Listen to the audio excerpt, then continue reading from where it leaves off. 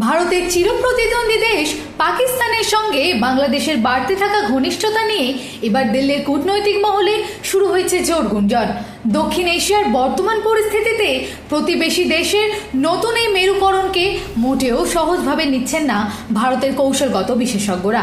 বিশেষ করে যে দেশ সবসময় ভারতের সাথে প্রশাসনিক কাজে যুক্ত থাকে, তাদের আমলারা হঠাৎ কেন এমন জায়গায় যাচ্ছেন তা নিয়ে দিল্লিতেও তৈরি হয়েছে গভীর অস্বস্তি। সাধারণত বাংলাদেশের বড় আমলারা ভারতের মুসৌরিতে এসে উন্নত প্রশিক্ষণ নেন, কিন্তু এবার সেই চেনা ছবি পুরোপুরি বদলে গেল। জানা গেছে বাংলাদেশের 12 জন উচ্চপদস্থ সরকারি কর্মকর্তা এক বিশেষ ট্রেনিং নিতে পাকিস্তান সফরে যাচ্ছেন। 4 মে থেকে 21 মে পর্যন্ত পাকিস্তানের লাহোরে এই বিশেষ প্রশিক্ষণ কর্মসূচিটি চলবে। ভারতের জন্য বড় উদ্বেগের কারণ হলো এই সফরের পুরো খরচটাই বহন করছে পাকিস্তান সরকার। দিল্লির কূটনীতিকদের ধারণা, বাংলাদেশের কর্মকর্তাদের ওপর নিজেদের প্রভাব বাড়াতে ইসলামাবাদ এই সুযোগ করে দিয়েছে।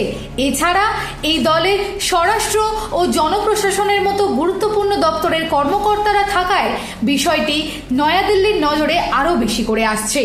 প্রশিক্ষণে যাওয়া এই দলে 11 জন যুগ্ম সচিব এবং একজন অতিরিক্ত সচিবও রয়েছেন। বাংলাদেশ সরকারের পক্ষ থেকে জানানো হয়েছে এই কর্মকর্তাদের পাকিস্তানে যাওয়ার অনুমতি দেওয়া হয়েছে এবং কাজ শেষে দ্রুত ফিরে এসে রিপোর্টও জমা দিতে বলা হয়েছে। সফর চলাকালীন তারা তাদের নিয়মিত বেতন ভাতাও পাবেন। বর্তমানে নয়াদিল্লি এই পুরো বিষয়টি খুব কাছ থেকে পর্যবেক্ষণ করছে। ভারতের প্রতিবেশী প্রথম নীতির মাঝে পাকিস্তানের হঠাৎ এই আনাগোনা কি ঢাকার কোনো বড় পরিবর্তন? বিশেষজ্ঞরা মনে করছেন বাংলাদেশ হয়তো সবার সাথে ভারসাম্য বজায় রেখে চলার চেষ্টা করছে, তবে ভারতের জন্য এটি ভবিষ্যতে বড় কোনো কূটনৈতিক চ্যালেঞ্জ হয়েও দাঁড়াতে পারে। দিশা দাসের report, headlines, Kolkata. Ma, there's this new Bengali matrimonial website, BABandhan.in. It's safe, verified, and just for us. Really? देर न करें, आज ही रजिस्टर करें।